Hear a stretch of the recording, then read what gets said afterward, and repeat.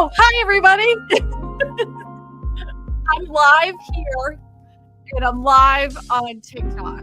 So I'm trying this out to see how TikTok works and to see if this live on TikTok will notify people that I'm live. I don't know. I'm just trying it. What's the worst going to happen? Absolutely nothing. So I'm here for you today, though. And if you're in the market to find a more affordable home, now might be the time. Could you wait longer? Sure. But maybe now is the time because some people are getting a little scared. Sellers are getting a little scared, a little desperate. Prices are coming down. I hope you guys have had a fantastic 4th of July. It has been more unprecedented times. And Eddie and I went through, we're not going to talk about too much, but we went through the whole entire bill, the 677 pages, and got to the part about the affordable housing. And the good news is that because there was a lot of discussion about removing affordable housing vouchers, and that is not going to happen. Housing vouchers will still happen if you were receiving them. Not much will change. The only thing that I felt was actually pretty disappointing was that we had been promised that they were going to do more about zoning and mixed use. And they did touch on that a little bit, but it isn't enough to make a significant difference in creating more affordable housing. But there isn't anything that was extremely detrimental in that bill either for affordable housing. So there's a plus. There's a plus. Hey, Jasmine, it's good to see you. Good to see Lawnmower. Alex Y. The people on TikTok, if you happen to be watching, I'm also live on YouTube. So the names I'm reading on the screen, I'm reading them from YouTube. I see that there are some people on TikTok that have shown up to the live. Welcome, welcome, welcome. So SB, what's up, everybody? I hope you enjoy this holiday weekend. I had a great time. We stayed inside with our animals because, fireworks. So home prices are falling where? Well, that is a good question. We're going to be talking about that. I have an article that we're going to talk about the areas that the prices are falling and pretty significantly. JT says home prices are rising and falling every day. Just depends on where, but they're not generally going down. Yeah. In the overall aspect for the wide part of the United States, they're not, but in the southern states, we're going to be you're going to be seeing more price reductions. Even in my little town, which normally doesn't have a significant rise and fall in prices, I've seen some more listings on the market. More listings means more competition for sellers. That means more opportunity for home buyers. Because if you have a lot to choose from, that means that the sellers are in a position where they don't hold all the cards anymore. Thank God, because, a lot of sellers raked buyers over the coals. And especially if you live in those southern states, you're not going to have that, those $10,000, $20,000 over asking price anymore. You're going to have a little bit more to choose from as far as inventory is concerned. And if you happen to live in a southern state that has a lot of new construction, builders are a little bit more willing to do things that they weren't willing to do before, which is always a plus as well. They will buy down your rate, so you don't have to pay that top percentage rate right now. Interest rates, I think, are just under 7%, like 6.75, I believe at the moment. I could be wrong about that. I'll have to look again. They change every day. But they are also giving incentives, not just interest rates, but closing costs. They're giving them upgrades to their house as well. We're talking, newer flooring, appliances that they didn't normally give. Like here in Louisiana, we don't give refrigerators. That's not part of a new house, but they're willing to do that now to get you into that new house, to get their inventory off the block. With that being said, though, a lot of home builders that do have current inventory are peeling back as much as they were building in the past. So we may not see as much inventory. And this is what happened during 2008. And this is why we're in the situation now that we ended up in during the pandemic, because home builders were so scared. They were scared after 2008. They got bit so hard that they never recovered. They never made as many houses as they did during that time when the building craze was going up. Once that happened with the recession in 08, they were like, we're never going to build that supply of houses again. And in turn, what happened over the next, 10, 15, 20 years, then we had a shortage of supply. And then we got hit with the pandemic. Interest rates came down. We still didn't have a big supply of houses. I was talking about the shortage of housing way before the pandemic. And then of course, then exasperated after that because everybody was trying to buy a house. So it's going to be interesting to see what happens over the next 5 years. I think that the sellers won't have the ball in their court for quite some time unless you see a dramatic reduction in interest rates. That's for sure. That's for sure. Excuse me. I'd like to say hello to everybody on TikTok. I don't know how to see how many people are actually watching, but hello. Oh, people are giving me thumbs up on YouTube. Welcome, welcome, welcome. And then Debbie Brady wants to know if you smashed the like button yet. Smash the like button. Everybody tell me where you're coming in from. I'd love to see which states are seeing me, because I'm in Louisiana, as you know. Victor Gildry says 1 in 10 homes for sale in Louisiana are underwater. Home prices were not about a demand. It was about credit creation. This is a collapse. That's an interesting theory. I wouldn't say it depends on where you are in Louisiana. Maybe around New Orleans. Yeah, I would say that could be the case. Now, a lot of people are underwater because in the state of Louisiana, not only did our property taxes go up, but our home insurance went up not once, but twice. So it doubled. So in 2019, let's just say your insurances were $2,000 a year for just property insurance. The following year, that went up to $4,000.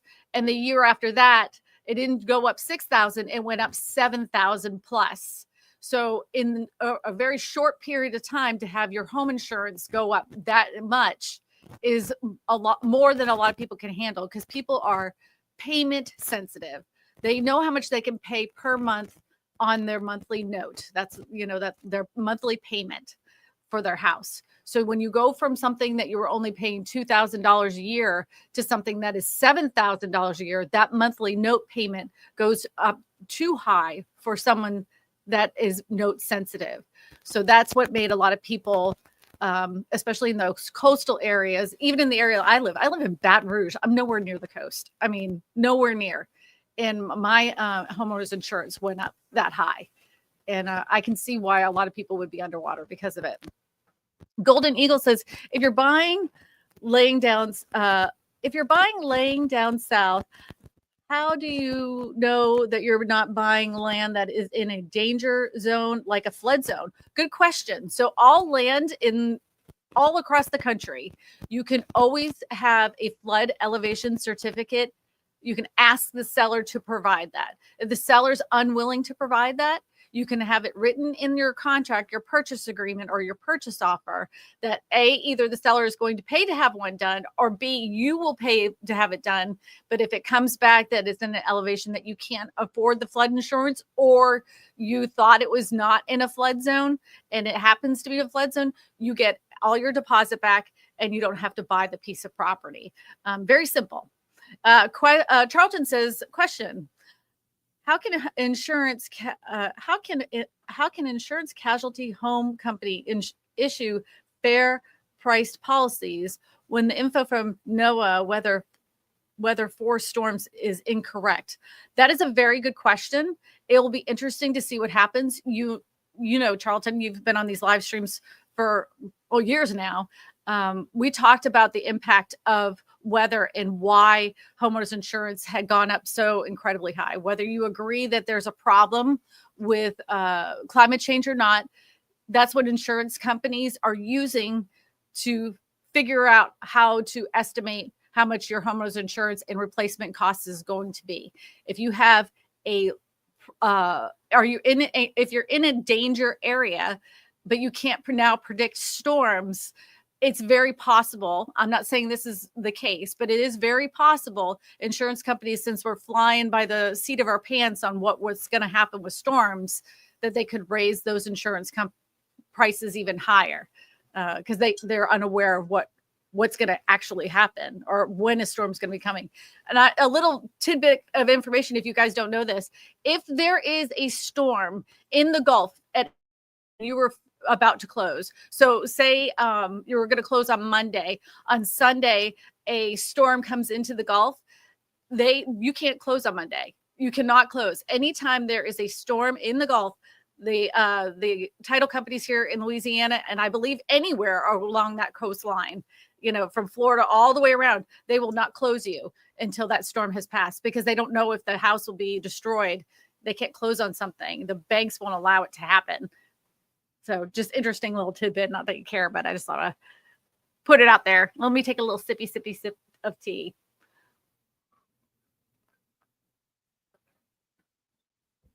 Oh, somebody says we live in Tennessee and my mom's property tax went up the last few years. Thank you, Jay Cookie on TikTok.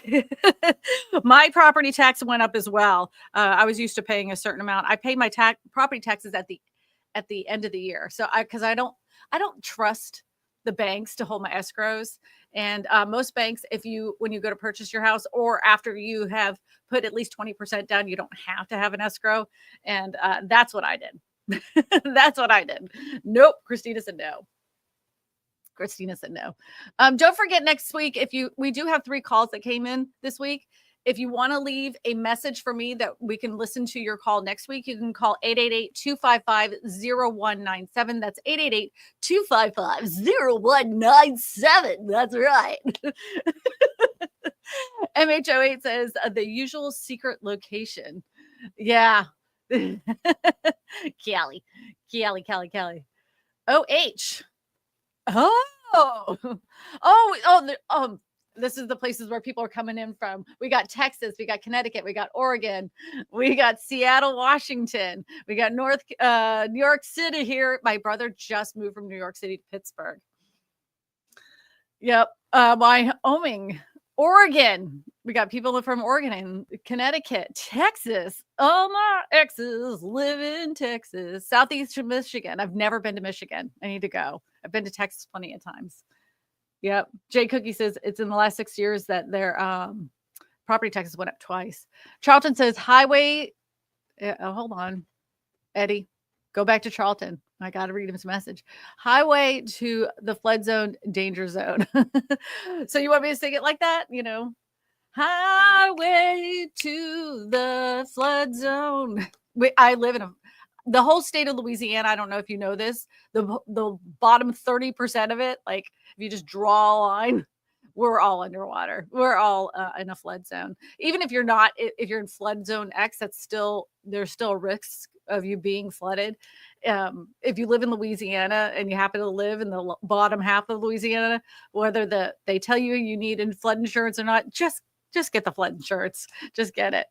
Ivana says, thumbs up and praying for all the families in Texas. Oh my gosh, it's so devastating. I didn't even know if I really should talk about it here, because it's like, you're here to talk about housing. There's so many people pointing fingers on what happened there. It's just nauseating.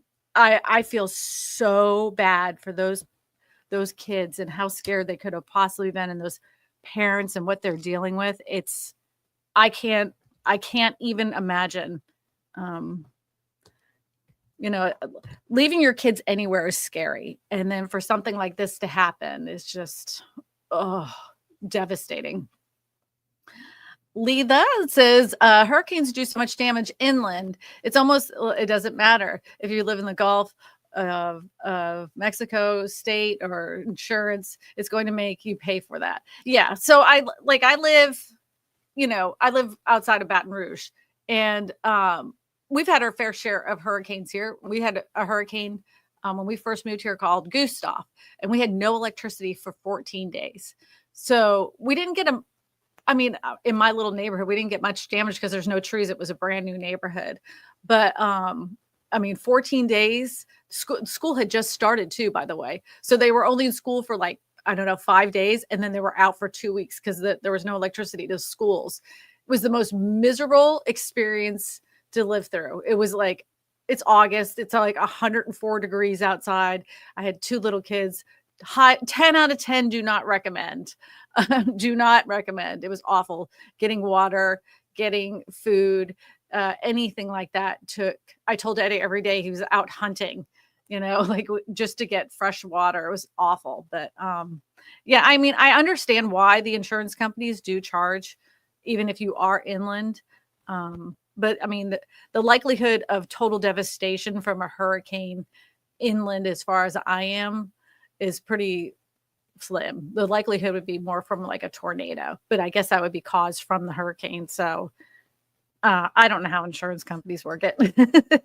James says flood insurance takes 30 days to go in effect after it's purchased. Unless it's the day you, okay. So if you're closing on your house, your flood insurance happens the day that you happen to close on your house, right? But if you're getting flood insurance, like if I was to get flood insurance today, it wouldn't go into effect until August. That's how that would work. But if you're getting it because you're purchasing a house, that would be different. Mm-hmm. Douglas Law says, question, if housing prices are declining, what do you think about interest rates? How I expect lower interest rates. I don't know. Well, I mean, I'm not really an economist. And every time I talk to people in the mortgage industry, if I was to talk to 10 different people, I would get 10 different answers on what they feel like is going to happen with mortgage rates. But there seems to be a consensus that by the end of the year, we're pretty much going to be at the same mortgage rate numbers that we are today. They do not predict they're going to go lower, but they also do not predict to go higher. Me, on the other hand, Douglas, I've been saying I think they're going to be higher at the end of the year, but I mean, I don't have this. This is just what my gut says. And like I said, I'm not an economist. I'm just a stupid realtor, like what do I know? But I have to tell you, for the last 5 years, I have been right. I have been right. But this one's a Hail Mary. There's no evidence based on what I'm feeling in my gut. This is just what my gut says. So, Eddie, let's go ahead and show the article that was talking about home prices and that home buyers might have some more leverage to find a more affordable home. If you happen to be in some areas of Florida, Louisiana, Alabama, Mississippi, you're going to see some changing. You're going to see some changes in some home prices. All right. Redfin News says the U.S. housing market has nearly 500,000 more sellers than buyers, the most on record. That will likely cause home prices to fall. That's what happens. The whole supply and demand, the whole reason why the housing market went totally berserk in the first place was because of what? Lack of supply. Less supply made home prices skyrocket like never seen before. But if you have a ton of supply, that means home buyers have the upper hand. There are more than 34. Eddie, can you get that graphic off the screen, please? The call in your question graphic, because I can't see the thingamajiggy. That was a professional. That's a professional term, thingamajiggy. There are more than 34% more sellers in the market than buyers. At no point in records dating all the way back to 2013 have sellers outnumbered buyers this much. In other words, it's a buyer's market. Redfin expects prices to drop 1% by the end of the year. As a result, prospective home buyers may see purchasing power increase, and prospective sellers should consider selling sooner rather than later. 31% of the top 50 metros are buyers markets. The strongest buyers market is in Miami, where sellers outnumber buyers by 3-1. The strongest sellers market is Newark, and the most balanced market is in St. Louis. The condo market heavily favors buyers. There's 83% more condo sellers than buyers. By comparison, there are 28% more sellers than there are buyers in single-family home market. I have to ask you this, and this is because Eddie and I are looking at real estate in other states. And I've noticed one thing.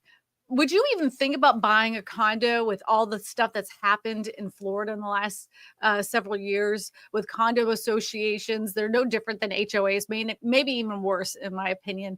the increases, the special assessments, especially with aging buildings. I don't know if I could, as an investor myself, I have some rental properties, not money, but we have some rental properties. I don't know if I could.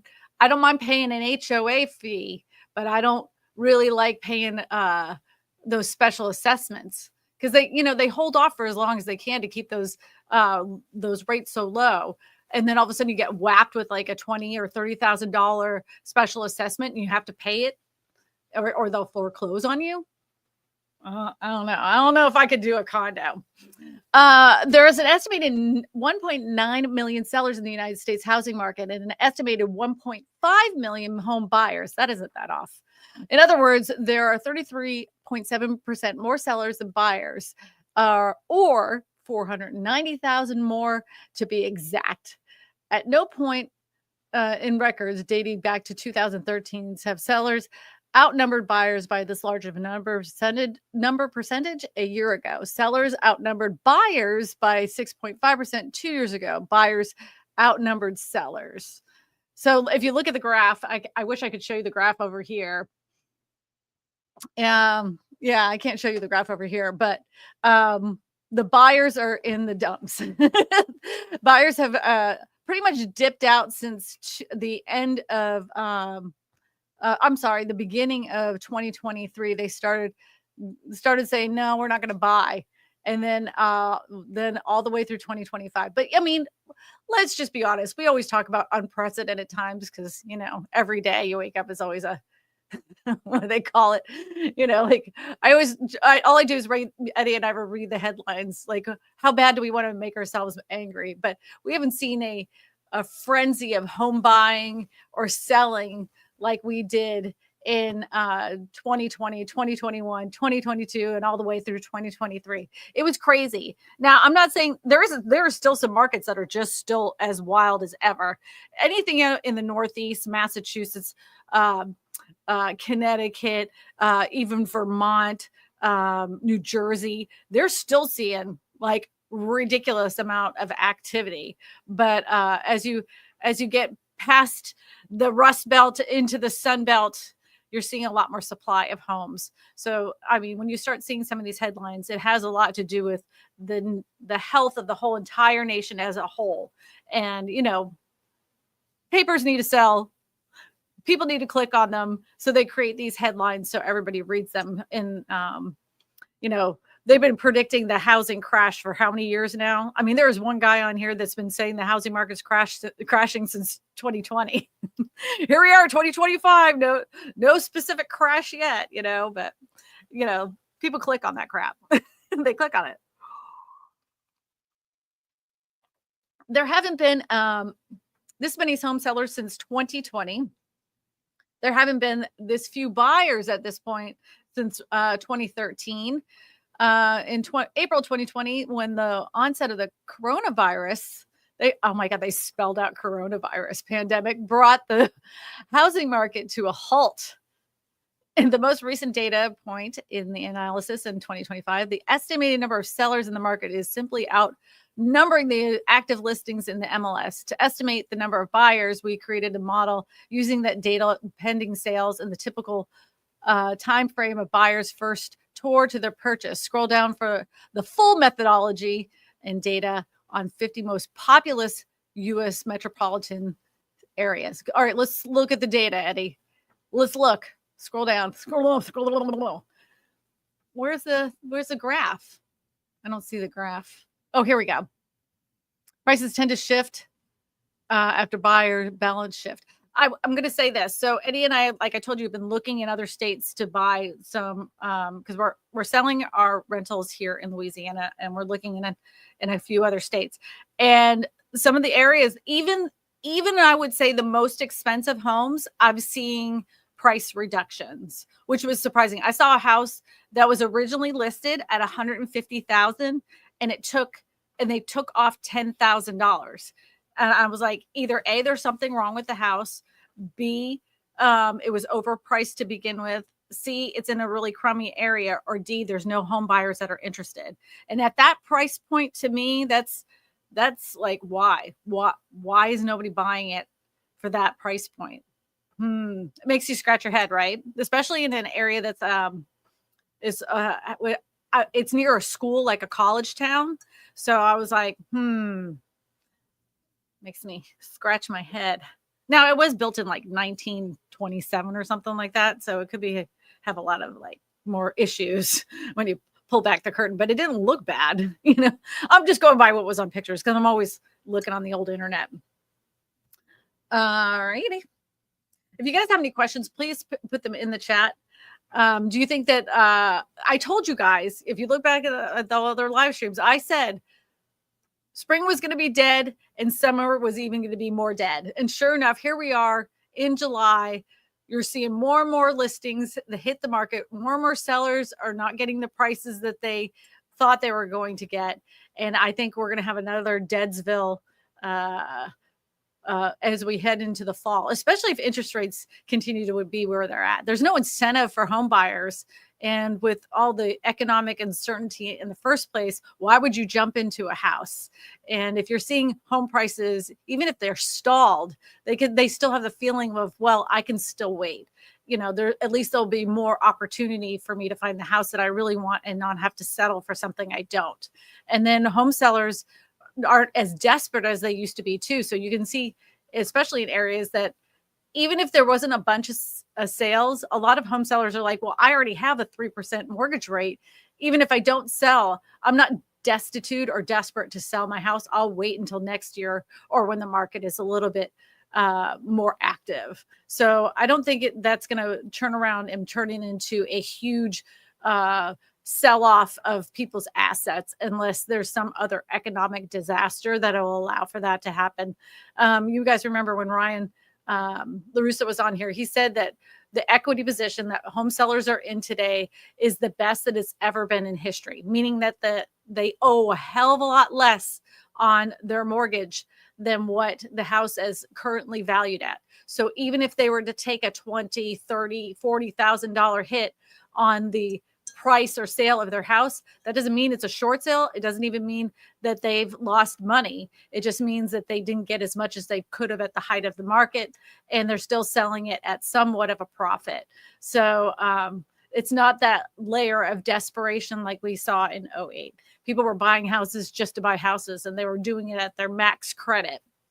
And they were trying to sell it in a short period of time. So they would buy it 2 years earlier and then try to sell it 2 years later at a profit. And it worked for them for a short period of time, but then it didn't work anymore because, the housing market just stopped in its tracks. Like all of a sudden, overnight, like somebody snapped their fingers, like Thanos said, that's it. No one's buying houses anymore. So, and then that would create the oversupply of homes. Yep. Totally different situation than we are now. But, it's going to be interesting. The Sun Belt, I think, is going to take the biggest hit when it comes to, oops, I was knocked over this camera on TikTok. Whoopsie. I think the Sun Belt is going to be taking the biggest hit when with home prices. It'll be interesting is more private equity firms.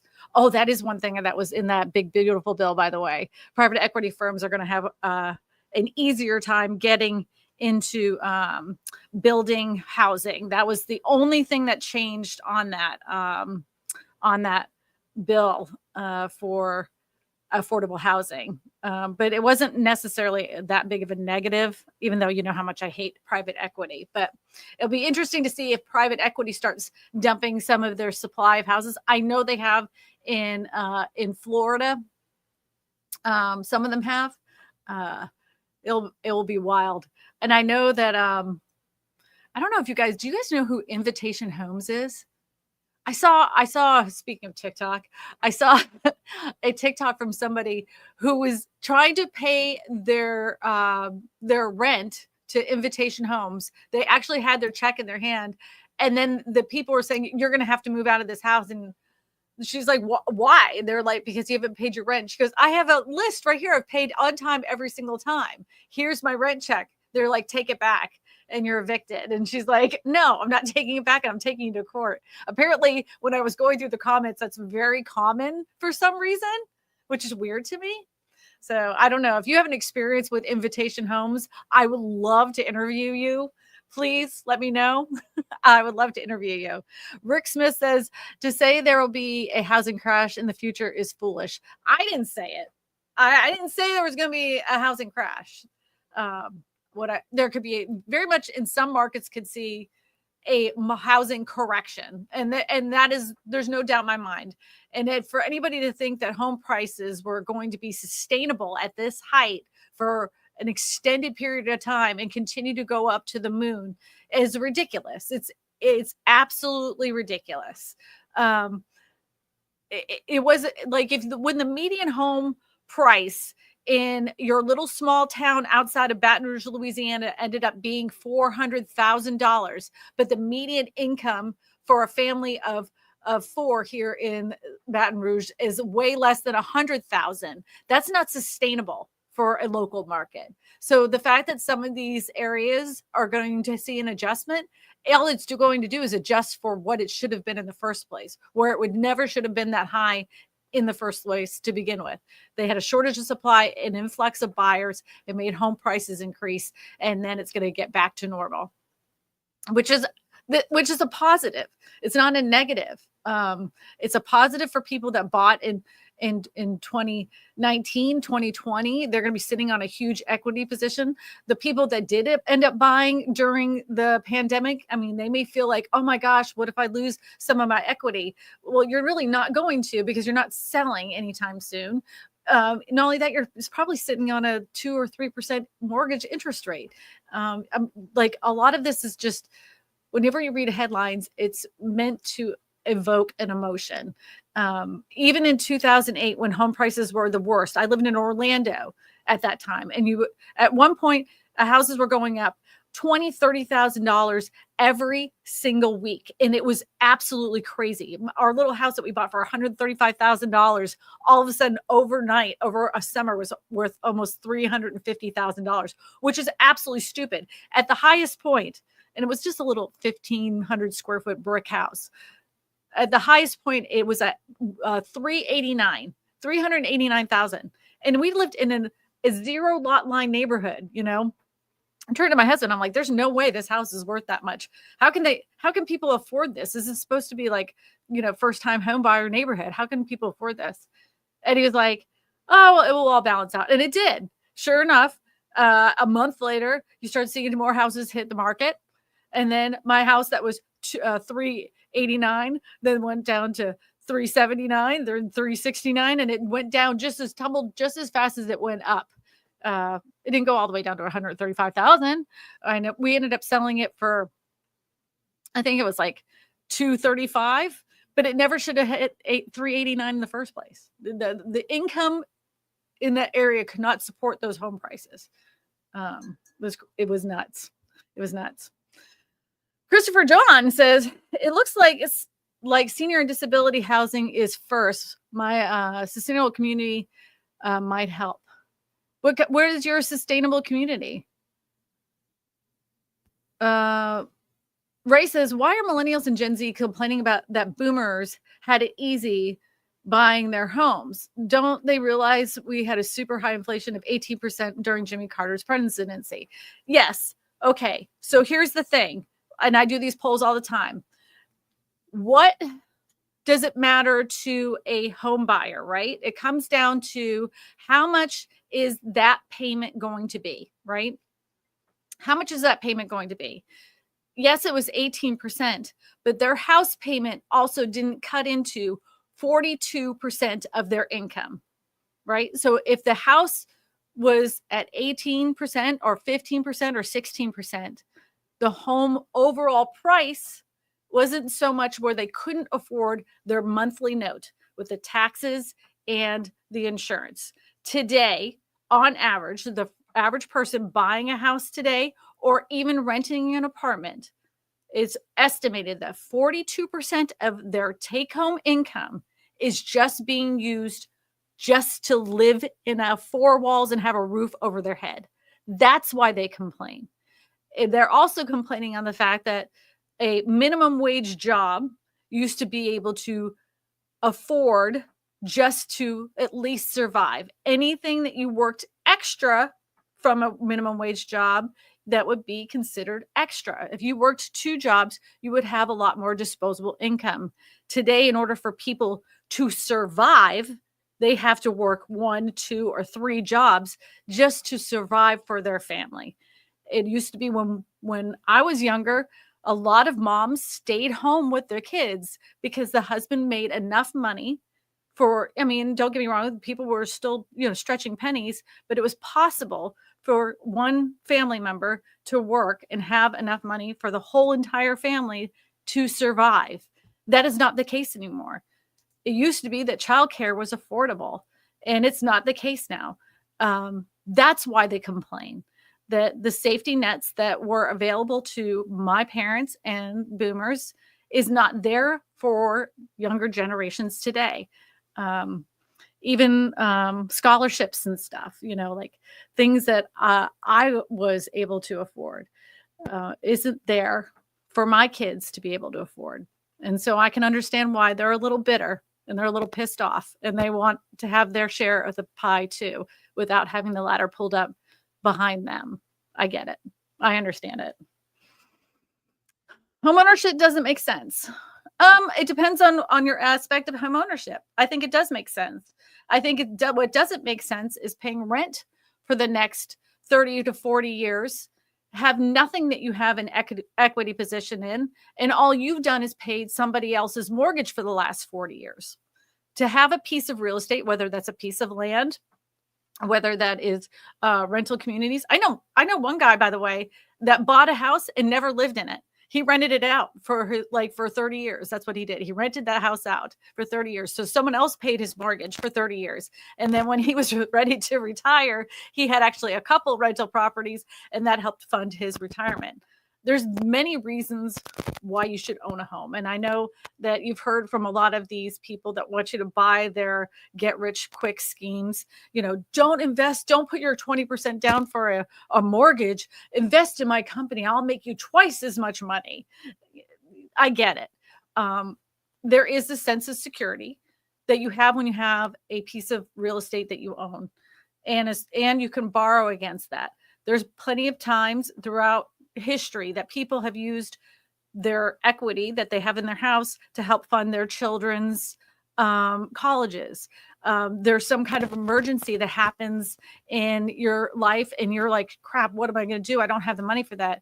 People have taken out second mortgages or done a HELOC, or there's so many different ways that you can tap into that equity that you have in real estate when you own a piece of real estate. If you rent forever and you never own anything, what are you going to do when you get in those situations? Not many people are that savvy to have a huge nest egg to sit off to the side and borrow and have something to borrow against. And then you're going to be hammered if you borrow against your 401k. I will never say that homeownership is a waste. Never, never, ever. And it's not because I'm a real estate agent. I mean, I know that people are like, oh, you're a realtor, you have to say that. Oh, no, that's not the reason. Real estate has saved my rear end many times. And it's not because of my real estate license. It's because I owned it.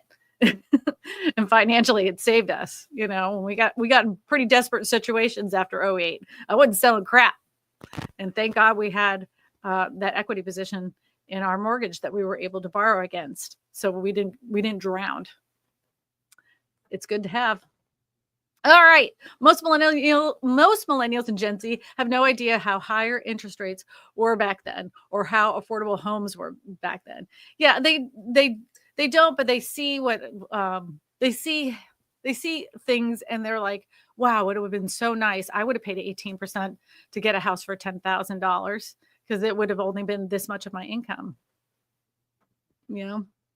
Smoosh Star says, question. Total debt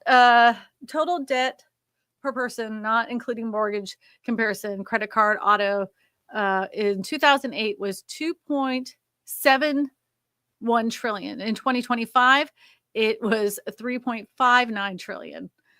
GFC 2008 was $8,000 per person versus 2025 it's $10,000 per person. That's 20% higher, meaning that people are so desperate they're even charging their food, you know, that you actually, have you seen this where you can actually like pay ahead, you know, like buy now, pay later your food in some places? That's desperation. People are at a different spot than they were a couple of years ago. So, all right, screen name, listen, ha ha ha ha ha. Love the screen name. Says, thank you for explaining that comparing home buying during the Carter versus home buying today is not apples to apples. I assumed everyone knew that and how to do math. Yeah, well, and I try to, because everything is broken down. This world now is, everything's broken down into a meme and a gotcha moment. There's no nuance to anything. So everybody likes to finger point and say, well, this is how it was. And the world isn't like that. I'm lucky to have an audience that is smarter than the average bear. And thank goodness we can have these conversations without doing a lot of finger pointing and that silliness. Rick Smith says, there's a company I just read about called Rowan, which lists homes for sale with assumable mortgages. That company name, Rick, is also the name of an MLS company as well. So I wonder if it's the same, like an offset of the same MLS company. Jet says Invitation Homes is part of BlackRock and Blackstone. I've heard they want to evict renters because they want to sell before prices drop further. They haven't dropped much here in Ormond Beach, Florida. That's interesting. Because I was wondering, if you're paying on time, why are they doing that?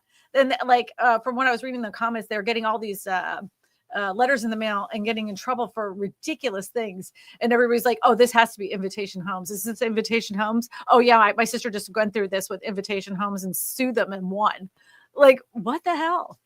That's interesting. They own, they claim they only own 74,000 homes across the United States, but that's the same number of homes that they've said that they've owned since 2017. So we know as well, you know, they don't have to disclose how many homes they have. They're just going to say the same number. They have way more than that. Matt Kelder? Holy cow, I thought you dropped off the face of the earth. The man got married. He used to show up on the show all the time. Man gets married, and then he doesn't show up anymore. He was all into the new wife. It was so good to see you, Fred. DFW has experienced that correction. High inventory, 5-ish months. Homes appreciation back to 4.5 year over year. Buyers are able to negotiate prices and repairs and other expenses, which is normal, right? So I've always said this, and this is true. If you have a 6%, if you have a 6 month, I'm sorry, not 6%, 6 month supply of homes on the market, that is a normal market. And then where you have negotiation power between buyers and sellers, where not everybody has the one side doesn't have more of an upper hand than the other side. Everybody can work together to get the house sold and done. That to me is 10 times more fair than what we have seen over the last several years during the pandemonium. That was stupid. That was so dumb. I hated it so much. And I don't know many real estate agents that were like, yay, I can't wait for my buyers to pay way more. And if anybody says in the chat, well, you got more commission, I know you're really happy. That extra $10,000 they just paid over asking price is maybe what, $30, $40 to the overall paycheck. That is not going to, you know, put their kids through college. So don't think it was, you know, like they hated having to deal with that because they were putting in offers after offers after offers, getting beat out by these, you know, like all cash buyers, a lot of private equity, a lot of LLCs. It sucked. So Stephen Hernandez says, question, anyone in Mississippi has a modular, which companies? Stephen, go ahead and give me an email. If you go to my website, KristinaSmallhorn.com, click out on the pink button and fill out the form.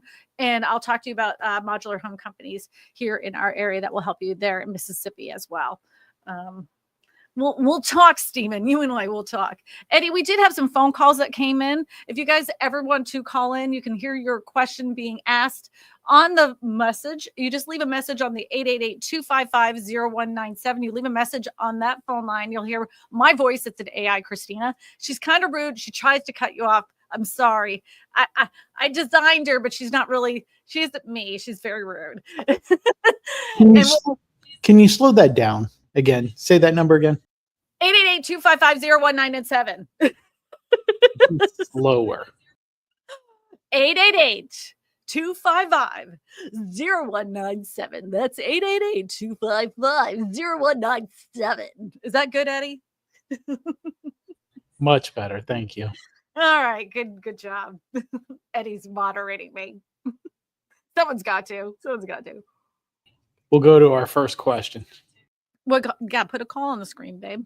Anthony Myers, Goodfield, Illinois. So I just had a curious question for you, since you do a lot of videos on modular homes, and I actually we are looking into getting a modular home eventually. Well, hopefully here sometime soon. I was just wondering what your advice. That's we do actually have a certain company in mind that's in. We've actually visited in person in Southern Illinois, because I've actually been watching some of your videos, mostly on the ones that say that they're more affordable, and they are. It's just like it makes more sense to do that way because you have more control on your budget. So he wants some general advice about buying a modular home. I would just tell you this: investigate the company that you plan on using. That's going to make all the difference in the world. Go to Reddit, go to Facebook groups, talk to people that already have use that modular home builder, and get their personal experience. Modular home builders are just like custom home builders. I'm not talking about the big names. Now, I know you've seen the huge big names when it comes to modular homes construction, but really the ones that I find to be the best are the ones that make more of a custom modular home, where you can go to their factory, you can move the little modules around. You're basically making a custom home inside a factory, and those components are brought to your site. That to me is a true modular home. It looks no different than a typical traditional built home. And it just so happens that the pieces and the work that's done on that house are done in a factory, and they put those pieces together in a few days at the location. I love a modular home. They're better built, in my opinion. I would just tell you, go ahead and watch all my videos that you can see about modular home construction. There's one that the title of that is why modular homes are better than stick built. Watch that video, and explains the whole entire process. And then when you're going to investigate them, start looking at the Better Business Bureau. Make sure they're licensed. Talk to them about their subcontractors that put the modules together once they get to the location. Ask about the warranties and reassurances that you have. Ask about their contracts. Ask that if you can have a real estate agent or an attorney look over those contracts before you sign anything. Talk to your lender. See if they know anything about this modular home company. Use your own lender. Don't use the lender that the modular home company recommends unless you feel comfortable with them. Those would be some quick tips for you guys to, if you're looking at modular home companies, that's what I would tell you to do. Pat's fan says, happy 4th of July, everyone. Home prices just hit a new high here in New Hampshire. Remember what I was telling you? Everything that's above the Sun Belt still going up high, according to our local news station. Yeah, I believe it. Anything in the Northeast is still kicking like a Japanese chicken. Do you guys remember that song? The chicken, the China, the Chinese chicken. Don't ask me what the rest of the song was. No idea. It was is that the Bare Naked Ladies? Was that the name of that group? I think it was. Spiked tea. No, just regular old tea. All right. MH08 says, I made sweet tea just for the stream. Oh, I love me some sweet tea. I've been doing that for a few days now. Zozo says, I have a question. Whether the cost for placing the home plus building a slab, contractors, etc., makes the price competitive or not. All right. So it depends on what you're building. So if you're building a house, or a modular home, all of those things are rolled into your mortgage that you'll close on at the time that everything is complete, when you have your complete closing date. Now, if you're buying a manufactured home and they want you to roll all that into your mortgage, you might be better off going ahead and having that done yourself, because you probably could price it out less expensive, and you'll have more reassurances that the people that are going to be working on your property to put in that sewer, well, driveway clearing are licensed, and they'll warranty their work. I noticed that when you're working with a lot of manufactured home companies, I'm talking about mobile manufactured homes, whenever they roll that whole entire thing in the package itself, that a lot of times when people come out to do that work, they're not licensed or insured contractors to do that work. And they'll give you the runaround when things aren't done correctly. So that's what I'd tell you. Lucian says, hello. Hello. Hello. Christine says, hi. Yes, Christine. Hello. Yep. Bare naked ladies. Yes. Bare naked ladies. We're not doing that here on the stream though. we're not doing any bare naked lady stuff. Wes says, if I don't make my grocery payments, can they repo them? I don't know. I don't know how those work. I don't know how those new buy here, pay here type of, I don't know how it works with all that, buy it now, pay later with groceries. I want to know what the interest rate is on that though. Because it always seems to me, and because I work in the affordable housing space, that people, banks included, buy here, pay here's, they know that these people are in a desperate such situation, but the bank also knows that this client is a risk. So they will make those interest rates for the borrowed money so incredibly high that let's just say you borrowed $20 and it took you a month to pay it off. So now you've paid them back $35. So you borrowed $20 and then you paid them, another $15 just because of the interest it took you and how long it took you to pay it back. And they know they're doing it because they can get away with it. The way that people with that are income limited are taking advantage of because they're in that situation is disgusting. And it's horrible what they do with them, with people that are income restricted in the affordable housing space. It's terrible how people are treated. Once you don't have a ton of money, it's like you're a completely different person. It's gross. And then get away with it. That's why all that stuff, like you watch my videos about mobile home parks and what they do to the people that live in mobile home parks, they know they can get away with it. There's absolutely zip regulations when it comes to living in a mobile home park. And they can do whatever they want. They can charge whatever they want. They can literally turn off the utilities in the area if they wanted to. And there isn't anything the state can do about it because there's zero regulations when it comes to people that own mobile home parks. And they know it. Gross, right? That's why private equity wants them so bad. They scoop them up like crazy. Steven says, well, hello again, Kristina Smallhouse. It's Smallhorn, but I'll go with Smallhouse. You are a bright light in the office. Yuck of what can be YouTube. Anyhow, yes, here in the north. Yep. Jasmine says, question. Will Kristina interview a living trust specialist regarding incentives to putting home in a living trust? Thank you. There is a guy on, Jasmine, go email me at info@kristinasmallhorn.com, info@kristinasmallhorn.com.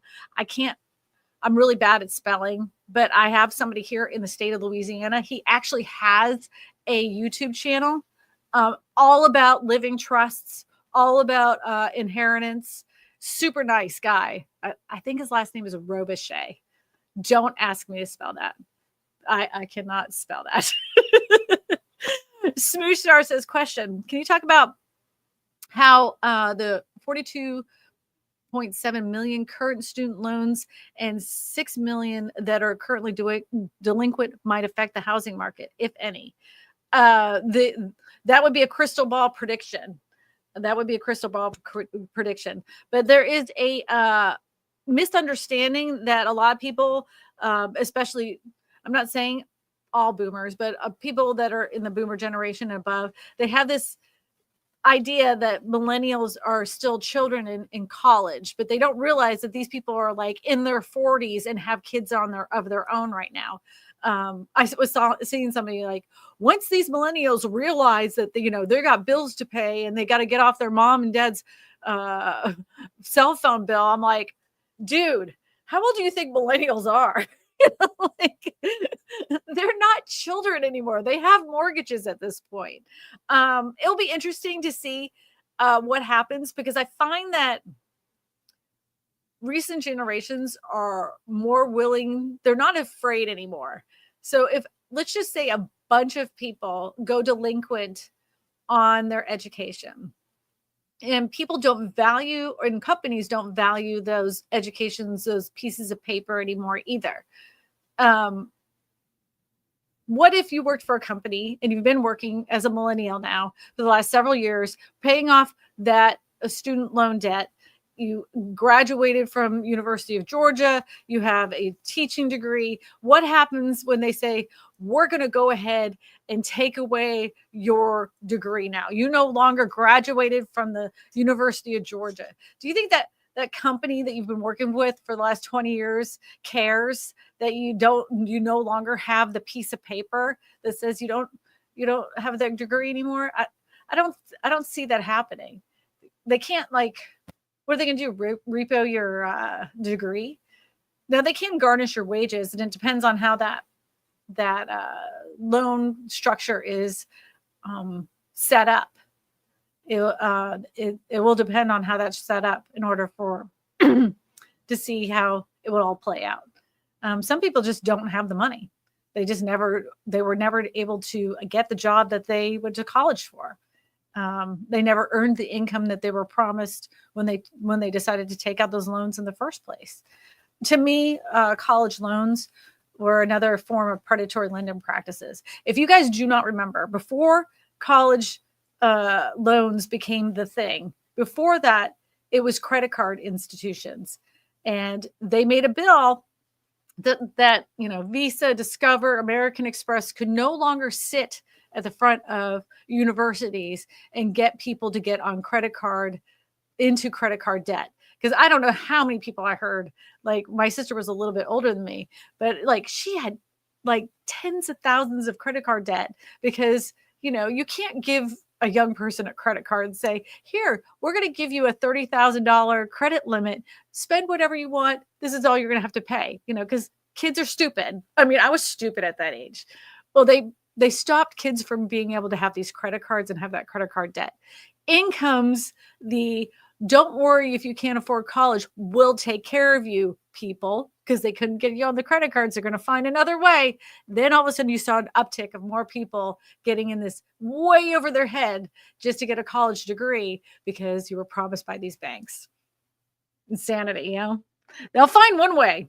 If they stop that tomorrow, that if they made all college loans interest only, or interest only, or they made them all 0% interest and you still had to pay them back, they would find another way to get kids underwater with debt the minute they graduated college. They always do. It's a meow. It says, question, is it possible to have a modular home built using a layout floor plan of a manufactured home, but the standards of modular? Yes, it is possible, but be very cautious when they try to talk to you about this, because there is a usage of words that they play on in order to get you into an inferior product promising you a modular home. And if it has a plate and it's built to HUD standards, that is not a modular home. That is a manufactured home. So just be aware of that. Student loans were higher interest rates than home loans for years, from 2008 to 2023. Yes, and they can change those loan terms too. So even if you had, let's just say a 2 or 3% interest rate, all of a sudden you start seeing your payments go up 7%, because in the fine print, they were like, oh, because the market changed, we now can charge you 7% or 10% or 20%. So Helen says, I agree that giant investors are stealing the American dream. But with the way the housing market has been, I started leaning, whoops, it's telling me I got to move this puzzle piece. Hold on. It's going to end my, it was going to end my live stream on TikTok. So back to Helen. I agree that giant investors are stealing the American dream, but with the way the housing market has been, I started leaning towards investing in stocks for long-term wealth instead of buying a home. Well, good for you. You can do that. Anybody can do anything. And I think the key to everything, and you know this as well as I do, Helen, is diversify. You can't put all your eggs in one basket. Like at one time when my grandparents were growing up, if you had a house and you had it paid off in 30 years, you could still retire pretty comfortably. Your company gave you a pension. You had full benefits from that company with that pension. You got a little bit of Social Security Social Security payments that came in. Were you living high in the hog with retirement? No, some were, but at least it was something. You were still able to retire. That ability for people to just have a simple life and not diversify, it doesn't exist anymore. So diversify. All right, Kristina, I had 2 store cards, JCPenney and Sears, during college. I just learned early not to charge more than I could pay at a reasonable time. They're not stupid, just not fiscally responsible. Yeah, well, I get it. Yeah, true. We have more phone calls, Eddie. If you could put one of those on the screen, that'd be awesome. Awesome sauce. Lucen says, I believe they're going to now make private college loans stick to credit and not charge off after 7 years of non-payment. Of a few friends that took out a private college loan for, yeah, I know. Bankers are not our friends. The government's not our friends. It's really hard to rely on things you trusted when you were younger today. That's for sure. Kristina, this is Yoli. I am calling from Dallas, Georgia. Do you have any recommendations on builders or anything that we can be led to? Because you are such an honest person and you're always looking out for us as far as real estate concerns are. And I enjoy your show, your podcast every Sunday. And I'm waiting to see if you have any recommendations because there's so many out there and we just want to know what you feel might be legit and would be more favorable for a person that would be considering using a person or a company as a modular home. I'm not interested in manufactured. I'm interested in modular homes. Thank you again. You have a great day. Goodbye. Fantastic question. Very similar to the question that we had earlier is how do you find a good modular home company? And I'll just go ahead and go through this again. If you're looking at modular home companies, just know that the good ones, the ones that I've experienced over the last, since 2018. So this is when I've been started investigating modular home companies. The ones that work like custom private builders are a lot better than the ones with the biggest names. Now, I'm not saying the ones with the biggest names have the worst homes. I say investigate for yourself. Take a look at my channel. See what other people have said about some of the biggest names in modular homes and manufactured homes. But the ones that I've, in my experience, are smaller companies. They work on a smaller scale. They have customizable modulars that you can design the way you want to. In order to find those in your area, you're going to have to get on the internet, get in some of these Facebook groups that talk about modular construction. You're going to have to start looking at Reddit and the Better Business Bureau. Whenever you're going to talk to these people, ask if you can have a tour of their factory, see how their factory looks, meet with the people there. Make sure you get your own financing secured when you're going to build this house. Interview other people that have gotten homes from that builder themselves. Me, I'm this. It doesn't matter if it's custom builder or not. If they've only been in business for 1 year, I'd be very, very, very apprehensive of using that particular home builder. Once they've been in business for more than a year and they have more clientele under their belts that you can interview, those are the ones that I feel much more comfortable with. Longer they're in business, the better I feel.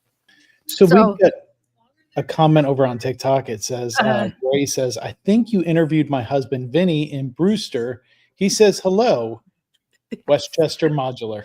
Yes, I did. Westchester Modular. That was the video I was telling you about earlier. Why stick built are better than why modular is better than stick built. Vinny was in that video, by the way.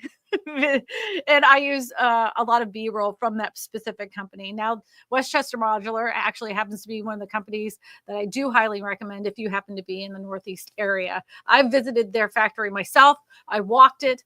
It was very comfortable. It's actually a employee-owned company, so everybody that works there has a vested interest in order to making that company successful. So I just want to let you know that one's a good one out there. So if that's your area, go ahead and check them out. Just make sure to say hi to Vinny because he did say I have a brother named Vinny too, by the way. Vince, we call him Vince. Smoosh Star says, question, how does the realtor community feel about Redfin buying and merging with Rocket Mortgage? Is Mr. Cooper next? Great content. We see a lot of ups and downs with a lot of companies. I think most real estate agents, this means nothing to them. Honestly, those companies merging, it doesn't stop them from doing their daily business. The only time that you ever see real estate agents get all in a huff is when anything that happens with Zillow. Whenever we start giving more information for free to Zillow to use against us, because what happens is they put their stuff on, they put our listings for free on their website. Then they charge other real estate agents to say, hey, do you want to be a premier agent in front of this listing, even though you know nothing about it? We're going to charge you $3,000 to be in front of all of these people. So that way, if they say contact agent, it calls you, even though you know nothing about the house. And that's been their business model for years. And that's why real estate agents, whenever you hear about Zillow, they always go, ew, yeah, terrible company. But that doesn't stop them from putting their listings on their website. So, and in some cases, you can't help it. Like here in Louisiana, you can't help it. As soon as it's on the MLS, it's on Zillow. You have no choice. Rick Smith says, Gilligan's Island is even overpriced. Yeah. Yeah. Well, that's exclusive. Are you kidding? Some billionaires probably going to build their bunker on Gilligan's Island. No one can find it. I mean, you saw that one guy, 3-hour tour. Those people have been stuck on that island for decades. Awake Siren says, my son is purchasing a Clayton mobile home. I had to gift him 1 acre of my land for him to be able to be approved for the loan, which is pretty common. They did not allow anyone else to put on the loan. Is that a bad idea? I would suggest you going to your local credit unions and talking to somebody else when it comes to buying a house and getting a mortgage. There might be a better way it might actually end up being shorter loan terms with a better rate if you go through a credit union than using their mortgage company within their company, within that lot. I tell people that all the time. Go outside the lot, walk outside the lot and see if you can do a little bit of mortgage shopping somewhere else, because the loan terms on the lot that they give you may not be in your favor, because they don't work for you. They work for Clayton or they work for that company itself. So just do your shopping, do some due diligence beforehand. We have another phone call, Eddie, if you could go ahead and pop that up on the screen. The ferry service to Gilligan's Island is terrible. Yeah, I heard that. I heard that. They never came back from that 3-hour tour. I used to love that show. God, I love that show. Wheeler, calling from Sevierville, Tennessee. Do you know Incredible Tiny Homes in Newport, Tennessee? We have seen them building for years. They're growing, thriving. They do have communities, as many as 70 homes in those communities, and they're leveling off and building more communities. And I just want to know if you knew about them. Have a good day. Yeah. So because I'm in the affordable housing space, of course, I've heard of Randy and Incredible Tiny Homes, and it's and I'm going to be completely honest with you guys, there's 225 of you. I've gotten mixed reviews. So I've gotten a ton of reviews in my comment section flooding, talking about how wonderful Randy and his team are. And then I've gotten a ton of emails and phone calls on the other side. So it's a 50-50 mix. I've gotten mixed bag of saying, how are they? What do you know? And that's all I personally know about them. I've never been to their factory. I've only spoke to Randy once on the phone. Seemed like an incredibly nice guy. I don't know anything more than that. Of course, I've seen their content on YouTube. But I've gotten mixed reviews. I don't personally know anything about them other than what I've seen and heard. But other than that, that's it. I just want to be honest. It's been a mixed bag. MH08 says, at my age, Mrs. Howell is hot. She wasn't a bad looking lady in the first place. She had great taste. If you guys next week want to leave a message or ask a question, you can always call this number. I'm going to say it slowly so Eddie can even understand it. 888-255-0197. That's 888-255-0197. What's great is on TikTok, you're just pointing in the air. I know, but I'm doing it in two different places. So, there's only one person watching. I think it's probably you, Eddie. Yeah. MH08 says, funny how much television in the 50s and 60s was geared towards kids. Yeah, it was fun. I think everybody's got a childlike mindset. So listen, guys, if you have any questions and you want to ask next week, again, that's 888-255-0197. But if you want to ask me a question offline or you want to give any kind of remarks about the show, you can always email me at info@KristinaSmallhorn.com. If you have any other further questions or you'd like to collaborate with me, go to my website, KristinaSmallhorn.com, click on one of the pink buttons, and I will get back to you at my earliest convenience. If you want to share this with your friends and family and you want to show them this particular show, you can actually share it as a podcast. Anywhere you listen to podcasts, it's Kristina Smallhorn, Real Estate for Everyone. You can just go ahead and click this week's show on Monday. Eddie always releases that on Monday. And without further ado, I want to say very special thank you to our moderators. I want to say thank you to the 61 people that did show up on YouTube, gave me a like, and booted out. Eddie, thank you so much for watching. He's in the background watching on TikTok, so I appreciate You that. have had people coming in and out of there. Yes. First of all. And second of all, on that podcast, if you do listen, please make sure to leave a 5-star review and a comment. It does help. It does help. So, and if there's something you want to talk about next week, let me know. Maybe we'll have that discussion next week. So, all right, everybody, thank you so much. I'm glad you guys had a nice and safe 4th of July weekend. Please be careful out there and stay away from unprecedented times. I know I'm going to. Tired of it. Christine's tired. She's super tired. Eddie, go ahead and wrap this sucker up. So long, everybody. Be good.